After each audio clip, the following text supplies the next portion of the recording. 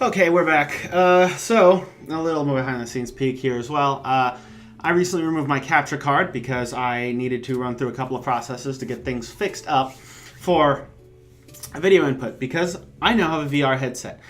That's good. VR games are going to be a bit delayed because my video card isn't the best, so I'm still trying to get a video card that'll handle the games well enough that I can play without drag and screen tear. But in the process of removing a capture card, it has changed how I record games. So for the moment at least, I have to record... You guys get full screen, which is great. I have to record and I can't full screen the game where it doesn't capture properly, which is annoying. But it's not terrible, so we're just going to deal with it. Let me just do one. Yep. Okay, we're good. Now, close menu. Damn it, really? Really? Game? Come on. Okay, when we last left off, we had just finished, yes, our buzzy friend. And now we are going to deal with the guy, Bounty of Friendships. We've already seen this one. This guy with the fucking Jojo reference. So let's go.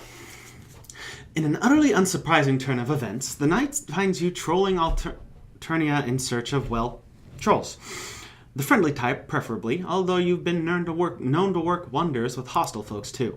Your current hunting ground appears to be a primarily teal neighborhood, which suits you fine. Teals live relatively comfortably and are usually only mildly disdainful of you. This strikes you as a good place to search for companionship. You've got another pressing concern, though. A faint glow, far on the horizon, which suggests that the sun will be rising soon. A couple of hours from now at most. Night on Alternia seems to last forever, but when the daylight hits, it hits hard. Like a truck. But the truck is on fire. And the fire is nuclear fusion. And the truck is a star. Point is, you're not in the mood for another sunburn. You'd better snag a buddy before it's too late. You! The strange hornless thing!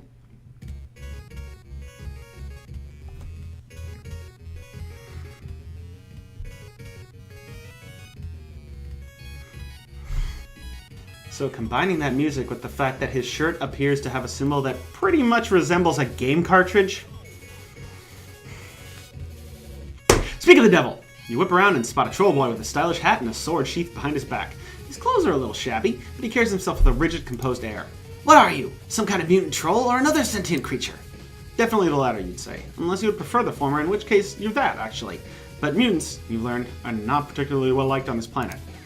An alien? Won't have to cull you then. Not immediately, at least. You don't appear to be a cull-on-sight species.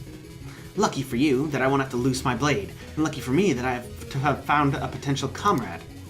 I know what you seek. Shelter and friendship. Not necessarily in that order. You're about to speak up, but he's already moving on.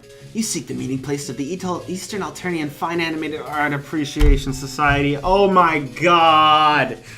Oh my god! The Anime Club! The Anime Club! He wants me to come to the Anime Club. He actually wants me to join the Anime Club, you guys. Or as some less cultured souls would call it, the Anime Club.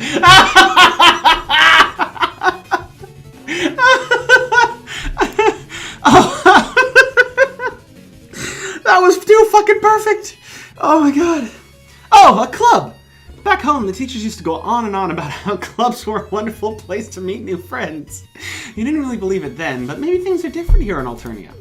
You confidently assert that, yes, you are here for the animes. Good. I feared I was going to have to cancel tonight's meeting due to no-shows, but now I can proceed as scheduled. Follow me. He gestures towards his hive and begins to stride confidently towards it. But then he rethinks it, pausing to look back at you. Wait. Subs or dubs? Save.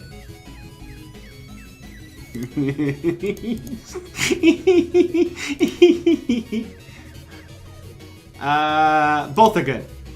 His expression sours immediately, a look you're all too familiar with. If you had a mouse, you'd be frantically scrolling the wheel upwards to roll back time and make new choices. Wait, that works? Oh!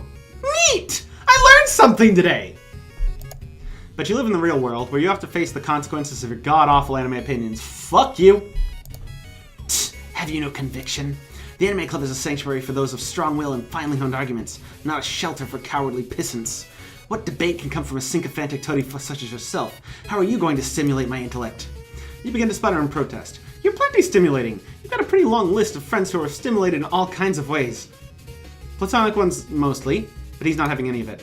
There are other anime fans in this city. Perhaps their gatherings will be more to your level. Farewell.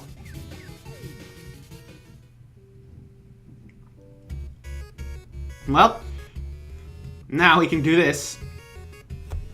Now, before I continue the story, I'm going to go off on a tangent. Fuck you! Just fuck you. They are both good for different reasons. If you want to get the... I don't know, in the words of the fucking people that are so bloody insistent on the subtitles, if you want to get the true experience, which, to be fair, translation errors can cause problems, but, as somebody that went through an era of fan dubs that tried really hard but were very rarely on point, I grew a little wary of them. They are, however, good if you have the time to devote to sitting and watching. However, I'd sometimes like to have things on as a side while I play, or watch, or read something else. For instance, Kakegurui, I think that's how you pronounce it, I did while I was playing and grinding on Destiny, so I couldn't fully pay attention, but I was still absorbing the story, in which case I want a dub, because I can't stop playing, read the line, go back, read the line, go back. I can't do it. So both are good, fuck you. Anyways, dubs. Really? Did not call that one. Okay, let's see what happens when you say subs. It's entertaining how wrong you are, but even the greatest of Alternia's philosophizers required sparring opponents on the battlefield of intellect. To challenge your assumptions with my superior logic and taste will be a fulfilling task. Come in. Not... Okay, we're gonna go back. I'm gonna do dubs, because that's how I feel most of the time. Perfect, a fellow connoisseur. Let's continue. Holy shit! Buddy? That's...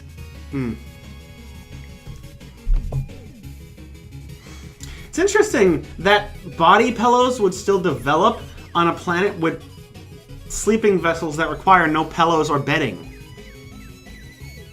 I mean, I know I'm thinking way too far into this. Also, hi, Luffy! I know I'm thinking way too far into this because this is basically a fucking mimic planet, but still. Tagiri invites you to step into his hive with a sweeping bow, and you step into the foyer. The hive looked normal from the outside, normal by troll standards at least, but the inner decor has an entirely different vibe to it. It reminds you of Japanese architecture. Tagiri takes off his sandals before entering the next room. You take off your shoes too, if you had any. As you step into his living room, you are assaulted, literally, thankfully, by an absolute smorgasbord of merchandise. This place looks like someone did a Google search for otaku collection and opened to the first result. Posters and scrolls adorn every inch of wall available, and the inches of wall that aren't available are blocked by shelves, containing all sorts of DVD, manga, and other such forms of media. On a large glass shelving unit near the room's exit, you spy a veritable cornucopia of anime figurines, most of whom seem to be in varying states of undress. You would like to describe it as tasteful unity, but you would also like to describe yourself as the most popular person on Alternia, and both would be a lie. Tagiri has arranged his merch meticulously according to blood color, from red at the bottom to fuchsia on top. Wait. Huh. Does that mean Luffy's a purple blood in this universe? I don't see it. I see you are admiring my fine East Alternian collectibles. I polish them daily, just as I polish my blade. Don't touch them or your taste coated steel. Yes, you polish your blade with your anime collectibles. You slowly retract your hand. You wouldn't dream of touching them. That was never ever something you were planning on doing. You won't even breathe on them. In fact, you step far away from the collectibles, just in case. Oh, the puppy! Oh, the puppy! With that step, you bump into something behind you and hear a soft ruff. As you spin around to look, you see what must be Tagiri's Lucis surveying you with an intense gaze. It looks like a Shiba Inu, if they were twice the size and has opposable everything. Honestly, watching it skittle around like a monkey while sniffing at you is pretty entertaining. It's a Shiba monkey! Oh, I love it! Eventually, you seem to meet its standards because it darts out of the room. You hear some rustling in what you assume is the kitchen. That was Tadashi Inu, my Lucis.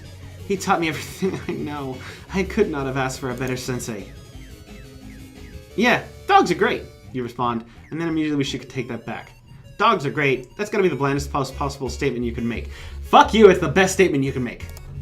And possibly inaccurate, too. What's this thing called? A bark beast? A fetch fiend? A wolf gremlin? Oh, I'm calling my dogs that from now on. Wolf gremlins. Oh, Tagiri isn't even Wolf Gremlins. Tagiri isn't even paying attention to you anymore. He's busy perusing his shelves, picking out some DVDs. Per my viewing schedule, watch a carefully curated selection of episodes from one classic and from one recent release. But, since you're a newcomer, it might be best not to jump into the middle of the last bout's series, Philosopher Half Iron. Full Metal Alchemist? Perhaps we'll start instead with the first series of School Fed Heroism and transition into some episodes of Kismet Stuck Morning. My Hero Academia and Fate Stay Night? Might be my guess. The original airing, of course, not the censored one with the ridiculous CGI dragon. Ugh. Looks like Tagiri intends to take full control of this morning's activities, which you find entirely copacetic. Honestly, yeah, most of the time when dealing with anime fans, I don't have enough knowledge of the subject media to openly state my declarations, although fuck you, I'm never watching Higurashi When They Cry again. The less you need to assert your own opinions and make up your own choices, the less likely you are to fuck up. It's probably not a healthy way to live, but it's gotten you somewhere between 1 to 19 friends so far, so you're sticking to it. Oh, what was the other one? I can't remember the name of it, but the anime tangent, because, you know, this chapter. I can't really, there's an art style in anime that I can really appreciate, but I can't handle full series of it. And this in particular, I can't remember the name of the series, but it's based off the Count of Monte Cristo, and it's that you know thing where the characters move, but the textures they're made out of stay the same. In small doses, it's a really cool effect. As a whole visual style, it makes me very dizzy. Also, hold on, is that pillar just hovering? With deft and precise movements, Tagiri retrieves a disc from its container and pops it into the troll equivalent of a DVD player. It makes a slimy chugging noise, as it sucks the disc in. Fuck off, Freud. And, like usual, you aren't sure if it's an inanimate object or a living being. Either way, you're a little disgusted. The DVD player hums, and Tagiri's TV lights up with a colorful title screen. You're ready to get settled in for a journey through the wonderful world of the animes, but he frowns and pauses the episode less than a minute in. Hang on, this isn't the correct copy. The localization on these lines was changed after the original translator was culled by a purple blood for crimes against buffoonery. I specifically ordered the first edition and paid extra for it! This is unacceptable! Tagiri stops the DVD player, ejects the disc, and places it back into his case. Come, there's still time in the night. We need to go resolve this immediately. No, there's not! The sun is coming! The shop that imported it for me is nearby. He heads for the door and beckons you to follow, which you do. You guess it was too much to hope for a quiet morning inside, wasn't it? At least you're gonna go shopping for animes, which sounds fun enough. Will it be at one of those fancy automated stores, you wonder? No. Unlike most stores on Alternia, this specialty shop is run by a living troll, a fellow collector who would not entrust such work to an automaton. So one would expect, with an actual think pan involved, there would be no careless mistakes like this. At least I'm got on good terms with the owner, so I doubt there will be trouble. You, on the other hand, expect plenty of it. Pretty much everything on this goddamn planet is in trouble so far.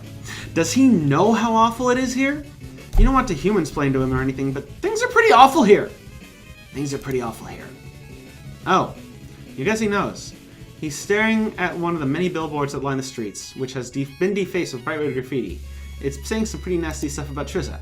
Huh. Rebel sentiments grow by the moment. Alternia lies on the verge of peril, a blade's edge. And not any blade, but the blade of a razor-sharp folded steel katana. Forged under the East Alternian moonlight, heated by the bellows breath of a magnificent draconian Lucis. Cold, my god, child! Cooled by the shimmering cascade of an acid waterfall, and fit to only be handled by the hands of a true expert. Do you dance? You're a little caught off guard by that question. Dancing? As in moving one's body to music? In a way, yes. Moving to the sweet music of steel on steel, the rhythm of combat, the stiletto sweep step that weaves death and glory into one beautiful motion. Do you dance? Oh. Sword fighting, of course. You really should have figured that one out. This guy's out is only two settings. Talking about swords, or talking about anime. Sometimes you get particular and talks about them both at once. You tell them that you really don't know how to handle swords, but they seem really cool and you'd love to learn. Cool? Swordplay is more than cool. It is a way of life, a code of honor. To pick up the blade is to bind yourself to the tenets of Bushido. No! No! No, it's not! That's one discipline of many for one style of sword out of many. Okay, technically I don't know if there are multiple fighting styles for katanas. I'm not well versed on Eastern weaponry. It is a very miscommunicated school of weaponry that has a lot of misconceptions based on, anime, Western translation, Western thought, etc., etc. However, I do know that I am not a sword person. As a nerd who has LARPed, I prefer the shield and axe. Someday, the pursuit of justice may bring me face with these rebel scum. I must be ready to show them the true magnificent terror of the blade. Who knows? Maybe I would even be awarded a Clown-Gresham Medal of Honor. A troll can dare to dream. So that's why he practices swordplay, huh?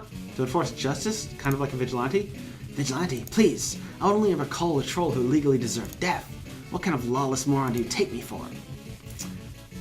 Well, but no. You don't take it for a moron. He's got the finger swirl. You don't take it for a moron at all. In fact, he's very smart and clever and just. You hope you're not laying it on too thick, but he seems to enjoy the praise. We're here. This won't take too long. He's taking you to the night market that reminds you of the place where you met Polypa. A strip mall lies to the left of many tents and stalls, and a sign above one door reads, Super Tapato Imports. As you enter, Dagiri makes a beeline for the counter, which is manned by a greasy-looking gold-blood with pinkish-looking eyes. You, on the other hand, are more interested in the rest of the store. It looks a lot like Tagiri's living room, but bigger. Wait, is that? Yep, so it is a Tapatico reference. Anime figurines on sale for what looks like preposterous amounts of money, DVDs and comics lining the shelves, arcade games in the corner. There's even a section for replica swords, which all look far too sharp and legitimately deadly for your liking. Skulking between the shelves is an olive blood guy. You can't quite tell if he works here or he's just browsing. You're not sure if any trolls even have normal jobs. Also, Mega Man! You're about to ask the olive guy about a particularly interesting DVD when you're distracted by a commotion at the counter. You're pretty sure you heard Tagiri snarling something about his rights as a consumer? Looks like trouble's brewing. You turn your head to the counter and listen in. Do you really think you can get away with ripping me off like this? Do you know who I am? My blood caste? A teal-blood me has connections. A vast network of like-minded souls at my beck and call, ready to be unsheathed against my hapless foes. The legal force I can bear against you is greater than your puerile mind could ever imagine. A fleet of legislatorators will descend on you like shadow clones, each armed with the greater weapon of all, knowledge. And with our intricate understanding of the Alternian legal code, you will be mired in suits so myriad, so mind-numbing, you will wish for the swift and early death my blade can provide. Or, you can offer me an exchange of equal or greater value to my original purpose. Which path will you choose to walk, scum?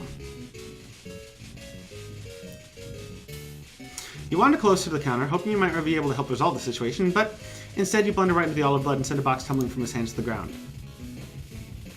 A bunch of assorted products spill out as the shopkeeper gasps dramatically. You don't see what the big deal is. Looks like some more DVDs and manga.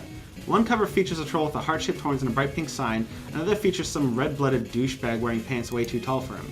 Dario picks up one of the manga and waves it in front of the shopkeeper's face. Care to explain what I'm looking at here? Imperial Dictate, number the 2nd, section 3.2. The depiction of non-standard hemological attributes is strictly forbidden. Imperial Dictate, number the 7th, section 5. Material which encourages certain action against the state is considered contraband of the highest degree.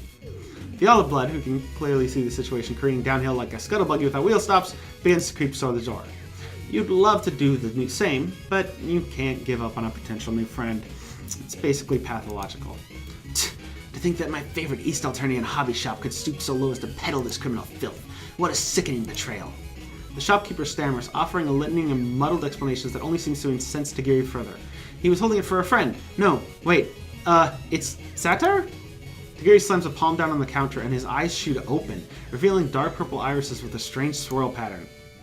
Are you fucking serious?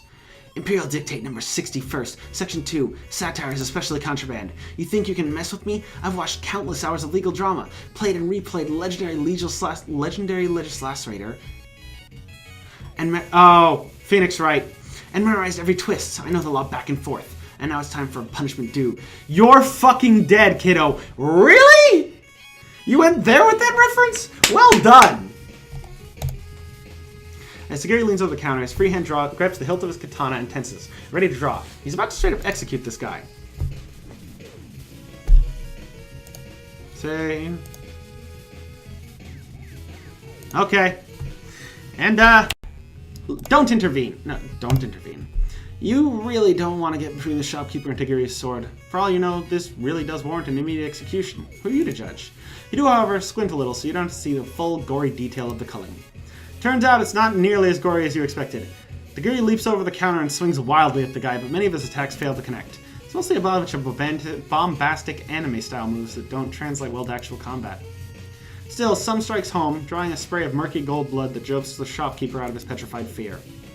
He screeches and unleashes a strobing psionic blast from his eyes, causing him to stagger back, disoriented. The flash's light doesn't seem to have caused any real damage, but it offers the perfect opportunity to flee. By the time your eyes have adjusted, the only thing they see is the back door swinging wildly in his wake. Unsurprisingly, the olive blood is nowhere to be seen as well. Dagiri glances down at his katana, stained with the blood of the shopkeeper, and slowly sheathes it. No! Clean your blade! His hand is shaking, claws tapping the hilt restlessly.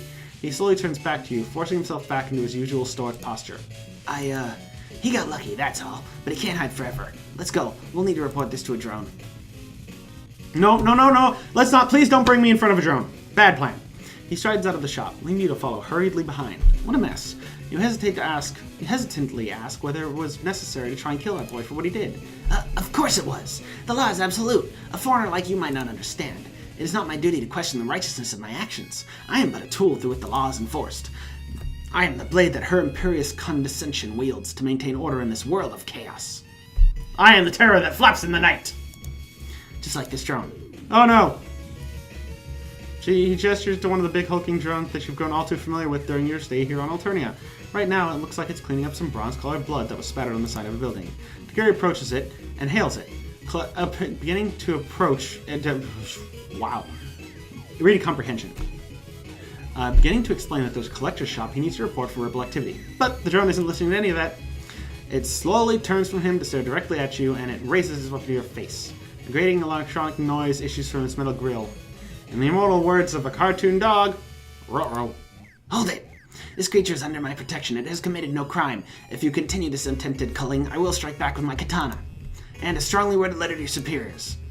The drone seemed supremely annoyed that it can't just get right down to culling a motherfucker, but Dagiri's cast must just be high enough to give it pause. You, the motherfucker in question, are incredibly relieved. That relief quickly fades when the drone produces a palm husk with a blurry picture of you on the screen and a lot of text beneath, most of it flashing red. That's never a good sign. It looks like a rap sheet. Dagiri reads through it quickly, which is a pretty impressive feat considering his eyes are still closed, and expression darkens the further down he gets. Wanted under suspicion of Mies product theft, heist of fine art, accomplice to the assassination of a Milet blood? Oof! He didn't realize you'd racked up such a heavy list of crimes. He's already rounding on you with a fury radiating off every inch of his being. It's terrifying. You've seen this guy arguing with a retail clerk. You know what he's capable of. All this time, I thought your soul was open to the way of the samurai. I thought I had met a potential new connoisseur of the animated arts. But no, your blood pusher pumps only lies through your villainous veins. You were just looking for an alibi, a place to bide your time, to hide away from the drones until it was time to indulge once more in your criminal ways. Try to defend yourself. You didn't do any of those things! And you had a perfectly good reason for most of them! Dagiri isn't buying it. He's clutching his katana's hilt so tight, veins are bulging in his hand. Silence, coward. The time has come for my blade to strike true. Ha! He draws his blade in a smooth motion and swipes at you, and you just barely manage to sidestep his attack. You dart backwards, stumbling over yourself in your haste to get away, while he swings his katana wildly around while making a lot of weird grunting noises. Once again, his mouth has been writing a check his sword hand can't cash, but you doubt that matters when trolls are stronger and faster than you in general, and he's accompanied by a giant murder drone. It's time for you to split, and you'd better do it. Lickety.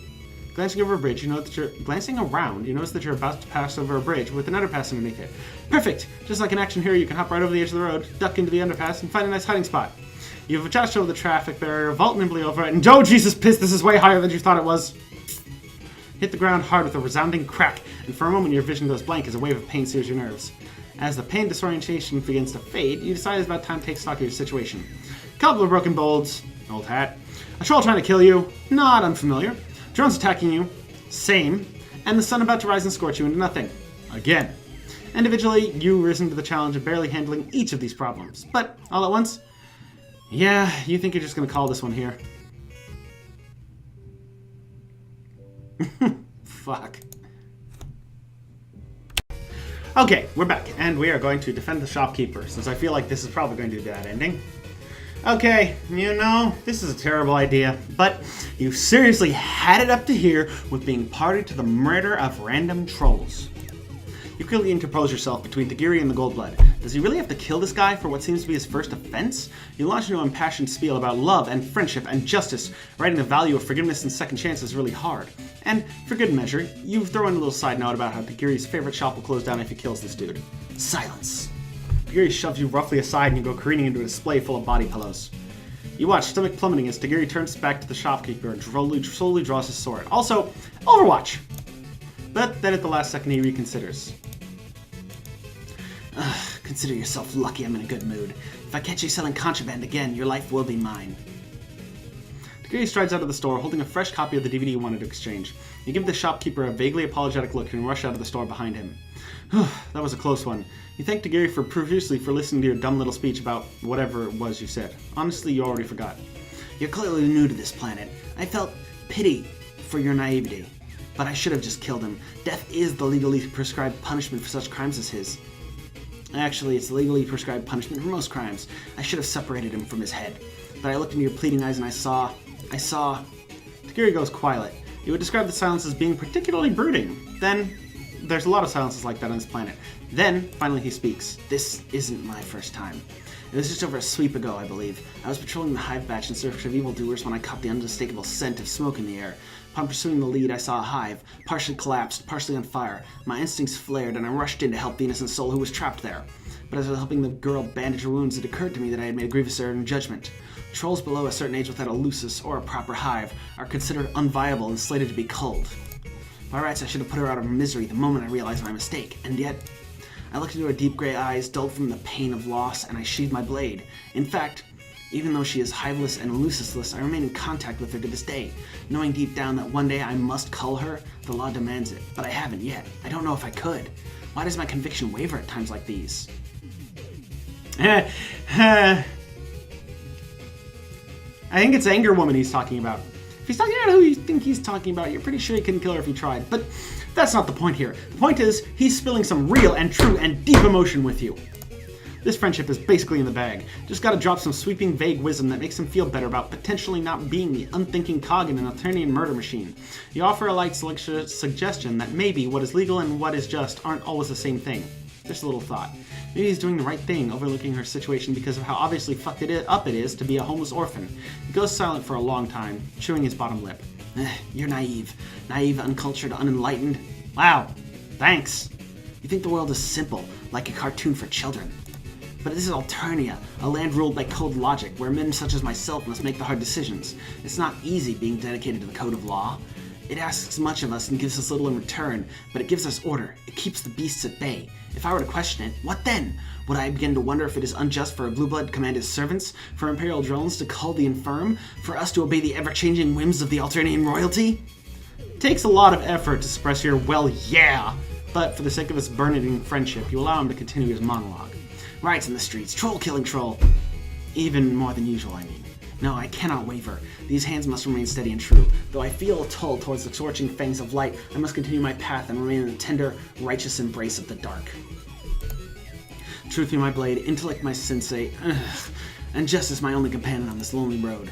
It goes on like that for quite a while. It starts to muddle together in your head, and you lose count of how many times he's repeated some screed about justice and truth and being smarter than all the other trolls in the room. It honestly sounds like to you like he's just lonely? Know a whole lot about loneliness and the poor management thereof. Some people throw themselves into their nerdy anime hobby, others become obsessed with making friends, no matter the cost of their mental or physical well-being. Maybe he just needs a couple of good pals to remind him what it's like to have a heart. But if you try to tell him that, he'll probably respond with another long and winding monologue, likely stolen from an anime he watched recently. Maybe you should just let him vent. You have my thanks for lending your ear. Oh, compliment brings you out of your reverie. Nothing interrupts the old introspection machine like the opportunity to chug on the succulent ambrosia that is any kind of praise or gratitude. Ew! It's no big deal, you tell him. You're a great listener. That's what friends are for. Has he considered having more friends? Like you, for example? He opens his mouth like he's about to reiterate the whole lone swordsman thing, so you hastily try to change the topic. What's with his eyes? Most trolls you've seen have gray irises, and those who didn't follow the typical biological trend of displaying their blood color. Tagiri pauses, his grip tensing on his sword. His fangs dig into his lip. Oh jeez, this must be his most closely guarded secret. Have you earned enough trust to hear it? They're contact lenses for cosplay. Oh. Fair enough! Actually, is cosplaying as different blood casts even legal on this planet? If he's doing that, it probably is, right? You're about to ask when something distracts you. The sight of another troll standing in front of Tagiri's hive, using it as shelter from the rising sun. They're pacing back and forth with precise movements, glancing at one of the windows almost like they're plotting to break in. And when they hear the footsteps approaching, they perk their head up and whirl their head around and... Hey, wait a second, you recognize them? Oh shit! I was thinking of the wrong troll! I mean, still murder, but... Polypa spots you before Tagiri spots her. Her expression is hard and stoic, eyes glancing between the two of you as she assesses the situation. And then, like she's sewing on disguise, her face softens as she smiles. Hey Tex, I was starting to wonder where you were, and if anime night was cancelled. Your Lucius is staring at me through the window. I think he thinks it's funny watching me stuck outside, roasting to death, while you're chasing beasts around the hive patch. Heh, classic Tadashi. Why were you late? Just busier than I expected with some work. She shoots you a sharp glance. Assembling some new mecha models. You know how it is. Yes, of course. It's all too easy to get wrapped up in one's hobby. Anyway, I didn't realize we'd have a third for once. Not to mention somebody I know. I'm not saying it. Nope. You and my new Koi have already met? She pauses, eyes darting back and forth between you two once more. She seems to be assessing the situation, wearing a look like an assassin trying to evade capture. You recognize that look, considering she was literally wearing it the last time you met. We're kinda Morels. Whoa, that was absolutely not what you thought you were, but you just kind of nod your head and roll with it. Seems to be what she wants you to do. Oh, Moirails. Tagiri's face tightens almost imperceptibly, but you caught it. Nothing gets past your own friend-making eyes. Well, actually, a lot of things get past it, but not this particular thing. You're finally tuned to the nuances of social situations, as long as those nuances don't involve making a binary choice on which your social future hinges. Oh, thank you, game, for saying I pretty much made the wrong choice already. Well, as you know, I am far too busy studying the blade to pursue quadrants of any sort. A foolish waste of time, were it not for the laws of this land. Wow! How... Oh, sorry, that was really loud. I peeked the fuck out of my microphone, but how many fucking memes are you gonna do? I would swear off them entirely. Are you sure it isn't just that you can't get a date? You don't have to play the mysterious loner, you know? There's other clubs you could join instead of insisting on running your own. He huffs, looking away. He hears Lucius barking from behind the window, and tone sounds like laughter. Fools mock which they cannot understand. And to think, I was going to congratulate you on finding love. Once you finish your spiel about romance being dumb. Polypa gives him a light, friendly whap, which he responds to with a smile. You can tell the exchange is friendly, not only because he's smiling, but because he's still standing. Enough banter. The harsh glare of the sun begins to crest, and we have Eastern Eldarian animation to indulge in. I'll allow you both to spend the day at my hive if needed. There's space. Oh shit, a slumber party? And with more than one participant even? That's gotta be worth extra friend points. You are so in! Shelter from the whirling death orb in the sky barely even registers to you as an added bonus. Paulo smiles at you as the three of you enter Tagiri's hive. Tagiri covers up all of his windows to block the sun. Pardon? What was that? What'd you say, dog? And then starts up the new copy of his DVD, which thankfully seems to meet his standards this time. You sit alone on the couch, basking in the warm glow of friendship, and proud to lose yourself to hours of the beautiful, wonderful animes. I got a puppy! Everything's great, I got a puppy. And he's got Mountain Dew. Okay, well that was the good end. But what's the... And that's it for Tagiri. Wow, that was just so fucking nerdy. And got a bunch of those references, makes me feel even nerdier. Anyways. That was funny. I enjoyed it. If you liked the video, you know what to do. Like, comment, subscribe, all that good stuff. If you want to buy me a coffee, the link is down below. I greatly appreciate it. I realized that I have not streamed the last 2 Thursdays. That was kind of an oversight. I do plan on streaming Wednesday, Halloween. So hopefully I will see some of you guys there. I also do plan on trying to stream Thursday, but if you catch on my Twitter, you can catch up for updates and announcements for when I'm going to stream. Anyways, thanks for watching. Later, y'all.